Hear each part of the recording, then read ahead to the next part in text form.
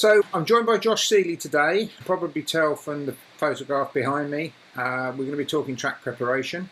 Josh, I know you've been particularly busy just lately. I gather you've been doing some work on the Swindon circuit. Basically, past couple of years now, it's always been a case that we're trying to improve everything welfare-wise for the dogs. Obviously, a couple of years back, we moved the first and second bend in, all to do with sort of the development. But at the same time, we widened the bend. We tried to make the shape as close to the Coventry first bend as possible, because also my granddad built Coventry. So we sort of always had a liking to that and tried to match that. We have the fence as well, safety padding, which is occasionally we have had a dog knocked over. They've just bounced back off it and carried on running, which is brilliant. So we bought that for this bend as well, with the same with the outer white fencing as well, which is plastic. So that sort of just helps cushion the blow if anything did sort of like get knocked over. Yeah. But then we finally decided that we didn't like the third bend. There's always been the odd sort of dog bunching up on there and things like that. So it was more of a case, what can we do to improve things again? And what we're doing at the minute is what we came up with, basically. Yeah, from when we were speaking previously, I think you said like the inside rail moves about an inch or something very, very small, but you're doing a reasonable amount on the outside, is that right? Yeah, back last week, I can't believe all the days merged into one at the minute. We're trying to fit everything in, and there's not enough hours in the day really to get stuff done. We've given ourselves a deadline, which general manager Peter was sort of, "Are you sure you can make that?" And I was like, "Well, yeah, we'll always try." It was like a deadline to work to. So the 8th of August is the deadline we've got to have all this finished, because we've got the first open racing out of the sprint traps. But the inside running rail itself, we put new metal posts into the ground a couple of weeks back. Then we the rail was a normal rail should obviously be straight like that, whereas going into the bend, it was kind of moving in where it's been up so many years, it was just sort of starting to sag. So we cut both ends and lifted it out and sat it down on new posts. And last Sunday was the first time that we had open races out of those tracks, or on using that bend as their first bend. Normally we'd have a little bit of bunching or a little bit of trouble, and all meetings seemed to ran really well. And obviously the track record went as well with Kevin Hutton. Yeah, of course. Yeah, as you say, I hadn't even thought about it. You're not having had any sprint opens, No. because obviously it's a reasonable amount smaller now that the circuit since everything changed. Remind me, what is the sprint distance? It will be 250. We had the first set of trials out of them on Monday, but the current sprint distance that we had been using was 229. But we always said that it was too short a run to the bend to be safe. Basically, it's just none of us liked it. We said we didn't mind doing trials out of it, but you'd never want to put 6 dogs out of that sort of shorter run to the bend. And that's why we've come up with the sort of moving the traps, getting them installed last week. And then the same for the 670 as well, which obviously will be a sort of bigger step up as well than the 649 that we're running at the minute. So it should give the option for 2 distance races as well, which we've obviously been pushing. All different type of opens at the minute. I've asked out on Twitter a couple of weeks back what people want. We've basically gone through that and decided sort of what we want to put in for our open race schedule. So I think in a couple of weeks' time we've got a veterans on. I think that's about a week before we start with the sprints and the 670s. And I'm trying to put a marathon on as well. I've just got to find the original documents out for the measurements, and then we can apply for that as well. Oh, that all sounds good.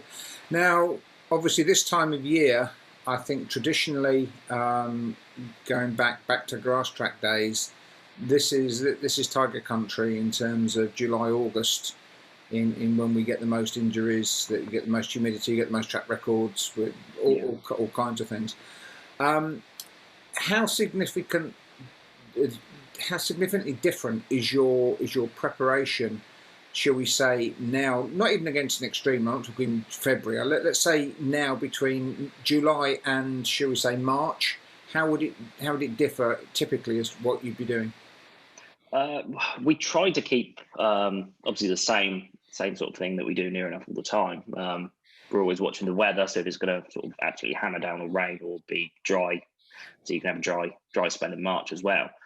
So it sort of depends from there. But at the minute, the main amount of things is just getting as much water onto the surface as possible. Sunday, we were in at 11. So it's about 3 hours normally than we'd normally start on a Sunday. I think in the end we'd put about 40,000 litres of water on before we'd started even racing. And the same that night, we were watering every couple of races just to keep the track still, sort of the moisture levels high. And we even put a tank of water on after racing to be ready for the following morning. So luckily, when we got in early Monday morning for the morning bags meeting, the track was still pretty wet. So it's keeping the moisture in the ground with the amount of meetings as well that most tracks are having now. We obviously race 5 times a week. So we're like today and Saturday are our down days. So there's no one at the tracks. Whereas obviously like tomorrow we'll be in, and then we'll be in Thursday morning, and we'll be in Friday morning. So by keeping as much water on the track after we finish racing, it does hold the clay content, retains the moisture, and makes the job a little bit easier for the following day. Yeah, it's funny. I remember talking to Tom Smith about it at Swaffham, and he always said that the key was never to let the track dry out. And so I guess in some ways, the fact the more often you're racing helps in terms of the moisture. How does that impact though in the track preparation? I mean, if you were racing twice a week as against 5 meetings a week, how would that affect you doing what you do? We'd probably be in. It would be a case of just starting earlier on those days, just to try and make up for those lost days that the moisture, basically the evaporation from the sun has caused on the surface. You'll be just trying to get more water on in a shorter amount of time. And how about in terms of the compaction and obviously putting the tracks around? How does that affect you know what you do? Is it a problem? Do you have to deep rotivate and get stuff up, or do you think that's a myth? It depends on track to track. Obviously, we've always been on the thing. We don't like deep rotivating every couple of weeks. Basically, we just think it ruins the surface. Whereas we sort of deep rotivate once a quarter. We have got a set of harrows which we use sort of nearly every meeting during the summer. So it just sort of breaks up the surface and keeps everything moving around, and it means you can get the moisture into the base a bit quicker as well. But it's in an ideal world we'd have sprinklers, but the price tag on those is around 30,000 last time I checked, which is a bit out of budget for now, but hopefully something in the future that we can look into. Because obviously depending on what tank you have as well. Thankfully, we run 2 tankers in the summer, so we've got a 2,500 litre and a 3,000 litre, but they're both plastic and they're on flotation tires, so they don't really do too much damage to the track. Yeah, that's interesting. I mean, funnily enough, I remember talking to Gordon Bissett about sprinkler systems, and I know he wasn't a fan, and I questioned him as I always would, and said why not, and he said, well, depending on which direction the wind's blowing, you end up with sparse areas. You end up areas that don't get covered properly. But you think that they'd be feasible? Yeah, obviously we're on top of a hill, so at the minute it wouldn't be an option at all. But hopefully in the future, we'd be in a position where we wouldn't be as exposed as we are now. In the company that I've looked at, you have sprinklers on the inside and the outside, so you're able to do them in groups as well. Obviously, if anyone's ever looked at any of the track stuff on Twitter that I've posted up, normally Corey from the Meadows has posted something up as well, because me and him are always talking about new ideas and what he does differently and what we do differently over here. But it's quite nice to see that sort of him from home. He showed me the other week. He logs onto his phone, shows me the CCTV cameras at the track, and he's turning the sprinklers on from home. Yes, which obviously they're hot all the time over there. They're used to it, and it's worth it from that aspect. Whereas over here, what do we get? A couple of weeks like this a year, and that's about it. It's back to being miserable and raining all the time. But that would be a position that I think would be ideal. And you've still then got the option of hand watering or going around the tanker afterwards. You've sort of got the best of both worlds then.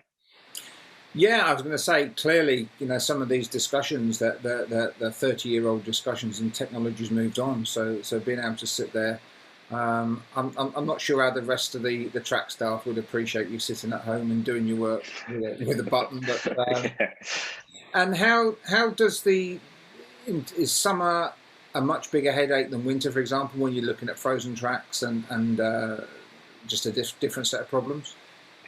Yeah, different set of problems. It's that we sort of ourselves, we get a couple of months where you're doing normal hours at work and it's quite nice.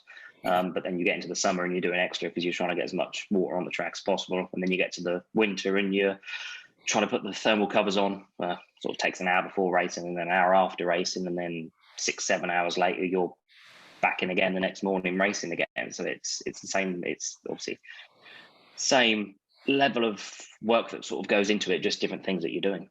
Yeah. Are you finding any problems getting sand? Because I gather that's an issue in some places at the moment, isn't it? There is a new vein at the minute. We had a delivery a couple of weeks back. We had a delivery again yesterday, and I've got another lorry load coming in probably next week. I mean, we're having about 90 tons in total to help with the rebanking and widening of the third bend.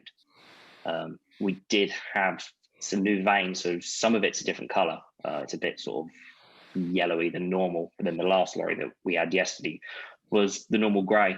So I think it's luck of the draw at the minute what you're sort of getting out of the quarry. But we've had tests done pre-arrival.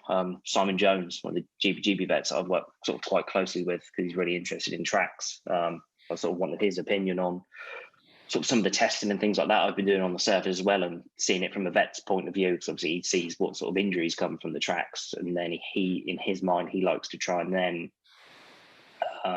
if he's had a set injury that day, he then likes to walk the track afterwards at whatever track he's at and try and work out, well, what caused this or that type of thing. So it's been nice to have sort of someone to discuss that with, and I've been able to send sand samples in at home, and his wife hasn't been too happy because there's sand in the fridge and there's sand in the oven and on the kitchen table. But any new samples we get before we put them on the track or even before we get them delivered, he puts under the microscope and checks against a sample bank that we've got from Swindon of sort of 4 or 5 points across the track that they basically will mix in, and it won't cause us any issues. Oh, it's fantastic! I love the passion people of kind of your generation, you know, having the enthusiasm to really kind of learn and study their subject. Do you think that tracks get too much blame in terms of injuries, or do you think it's proportionate? I mean, what's your views on that? It's always a tough one.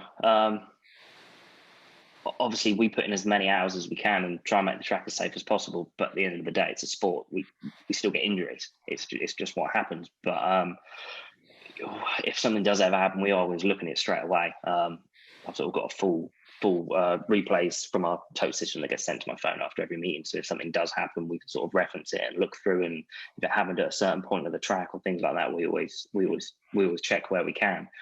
But again, this time of year, it's hard to say.